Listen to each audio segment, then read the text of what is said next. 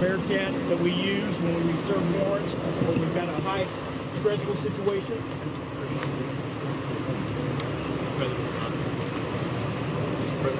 Thank you, sir. Thank you.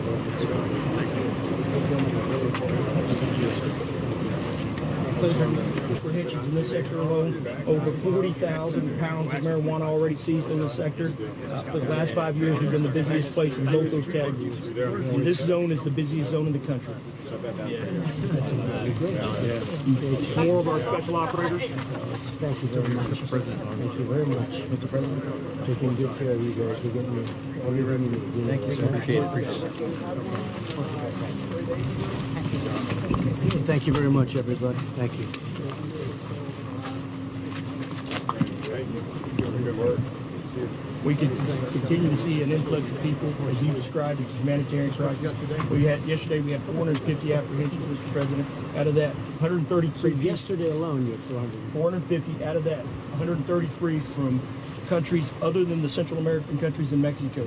India, we apprehended some Pakistanis, we apprehended some folks from Romania, on and on and How on. many Pakistanis yesterday? 2 yesterday. Chief, can I get you to make that point? Because it's not just Central America and Mexico. People from all over the world Yes, sir. exploit the vulnerabilities in our border. Perhaps you could tell them exactly. How many different countries? So far this sector has apprehended folks from 41 different countries.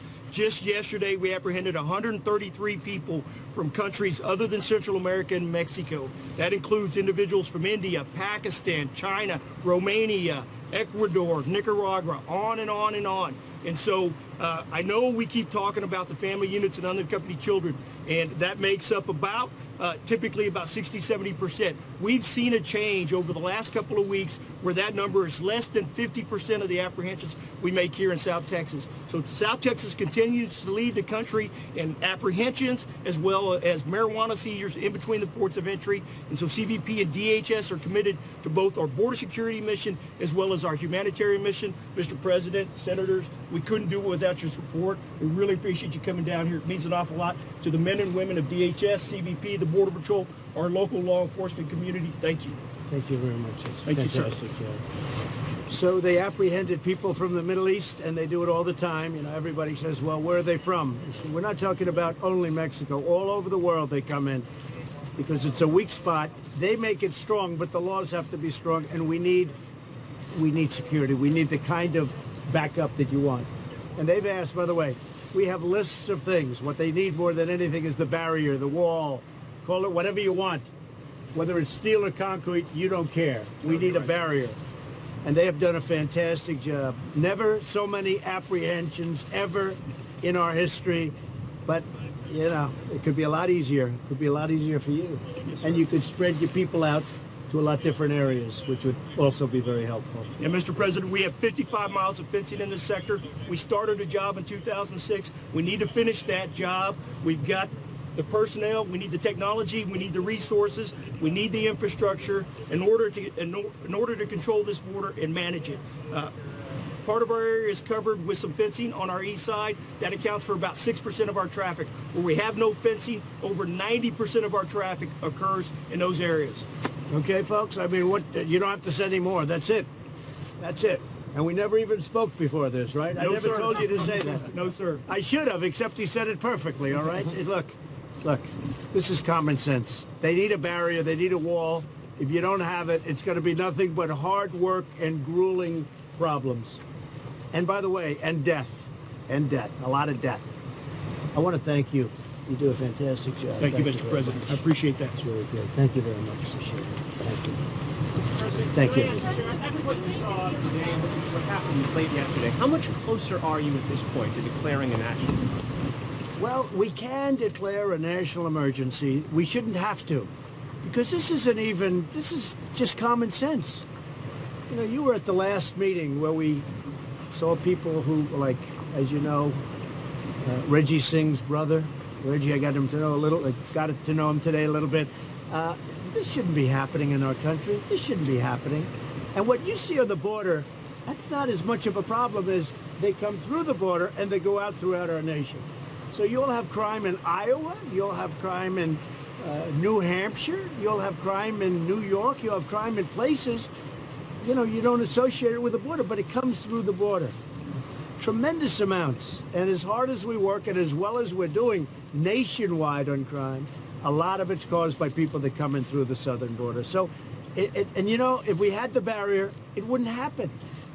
It wouldn't happen. They could have fewer people. They could put people other places instead of having everyone concentrated right here. And it's all common sense. And Nancy and Chuck know that. Look, they're not winning this argument. They're losing the argument badly. They know it. And it's not about an argument. It's not about politics for me. It's about doing the right thing. I mean, I could do a lot easier things. I could just forget this like everyone else did. This should have been done 30 years ago, and 20 years ago, and 10 years ago, and 5 years ago.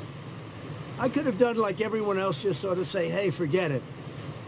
A lot of the crime in our country is caused by what's coming through here. These people do the most incredible job. And they're not given a full hand because they need the barriers. If they don't have the barriers, and you just said it better than anybody could say it, where we have a good, strong barrier, you don't have problems. Now, the problem is they go to the barrier, that's it, but now they go around the barrier. So when you fill up the gaps, it's going to be a much different day. Just to clarify, sir, are you closer to declaring an emergency? We are. I would like to look at broader. I think we can do this quickly because this is common sense. And it's not expensive. We will save the cost of the wall every year, but much more than that. Much more than that. But I would like to do a much broader form of immigration, and we can do immigration reform. It'll take longer. It's been complex. It's been going on for 30, 35 years. They've been talking about immigration reform. But we have to, before we do that, we have to create a barrier. That we can do very quickly. Sort of broader immigration. Something could be done. We could do that, Phil. We could help the Dreamers. We want to help the Dreamers. I was ready to help the Dreamers, and then we got a decision that the folks representing the Dreamers very strongly, which is us also, if you want to know the truth, but they said, well, we don't have to do it anymore. So now it's before the Supreme Court. We'll see what happens. And if the Supreme Court rules against the President Obama decision, which he knew would not hold up, we will have a deal with the Dreamers. We can do it early, but this has to be done soon so we get our folks paid in our country. You said in the earlier event agents that you never, when you say Mexico is going to pay for the wall, you never expected that they would write you a check. But during your campaign, I don't expect. When I say Mexico, when I say Mexico's going to pay for the wall, do you think they're going to write a check for 20 billion or 10 billion or 5 billion or 2 cents? No, they're paying for the wall in a great trade deal. You had the worst trade deal anywhere in the world in NAFTA. We lost thousands of businesses, millions of jobs, millions of jobs. You go up to New England, you go to Ohio, you go to Pennsylvania, you look at those factories that were wiped out. And now we have a great trade deal. And it will take in, and we will, look, billions and billions of dollars a year will be made now as opposed to NAFTA, which was a disaster. You know that. Everybody knows that. Mr. President, now that you've dragged down, do you think any differently now that you've seen these agents? Well, I think more impressive than anything are the agents themselves. Look at them. I mean, these people are incredible. We have, you hear about them, and when you meet them, it's different. You meet these people. I mean, they're a great group of people. They happen to be very good looking. I have to say that. They're good looking people. They're smart, they're tough, they've got the whole package, and I want to tell you, they are impressive. And I've met a lot of them. We just left a big room loaded up with Border Patrol and ICE and law enforcement. These are incredible people. They're incredible people. And there's something different when I meet them here as opposed to seeing you at the White House or seeing you in an office someplace, right? Yes, they do an incredible job. Mr. President, given the fact the local officials that Senator Cornyn mentioned here on the border, have you met with any of them who We have. Yeah, we have. They disagree with the law? Not anyone that I met with, but most people want it, I think. And I guess there could be some pockets where they maybe disagree a little bit, but not very much. Yeah. About what?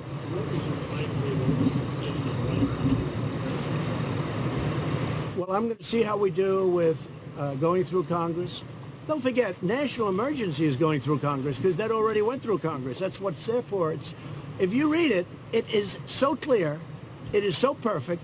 I'd rather not do it, not for any particular reason other than this should be easy to get approved through Congress. Because the same people that are holding it up have approved it many times before. Ted and John, I mean, these people approved it just a few years ago.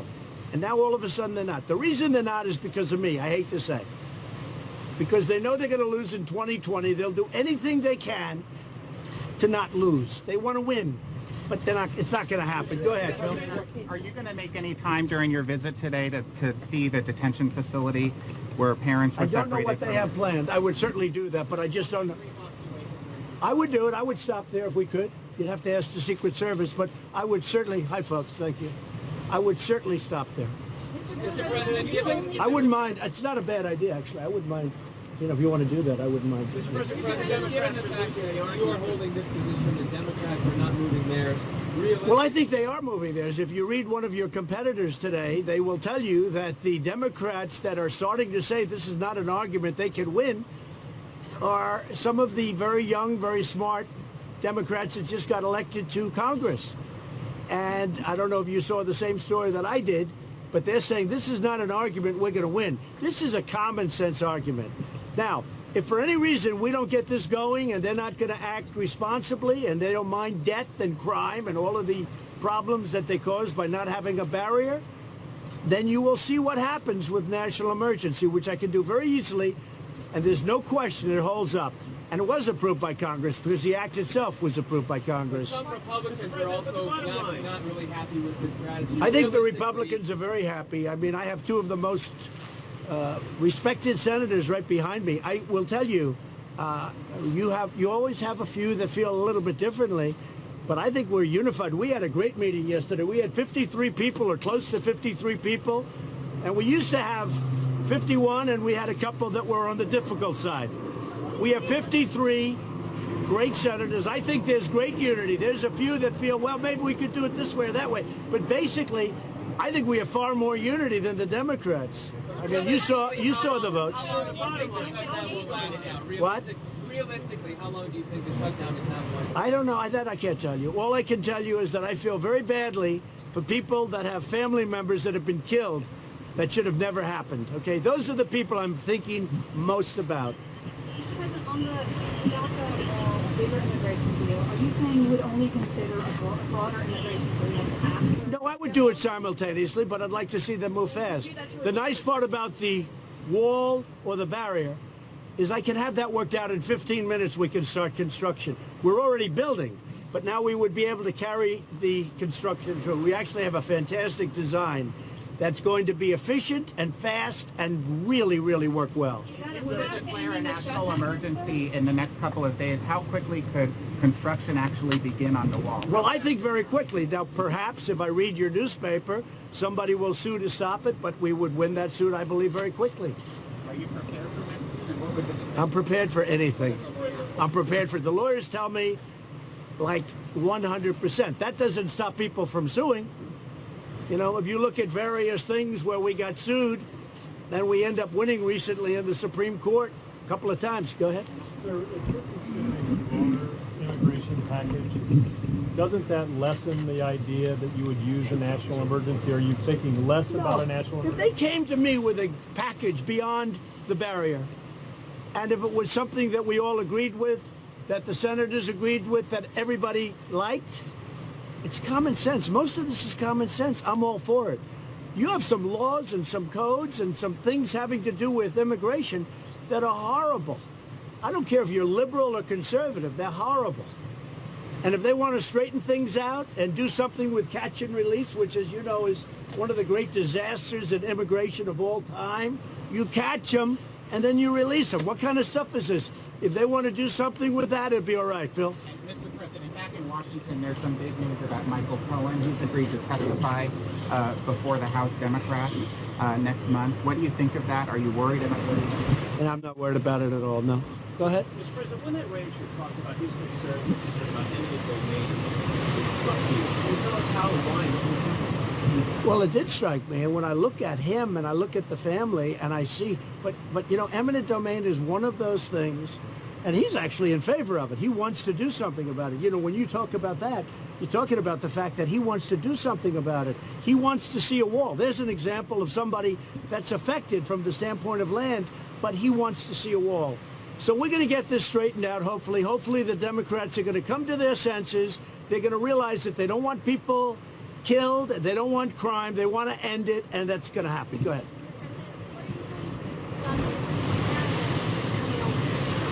A caravan's forming right now in Honduras. It's supposed to be bigger than the other caravans. We will handle that as it comes up.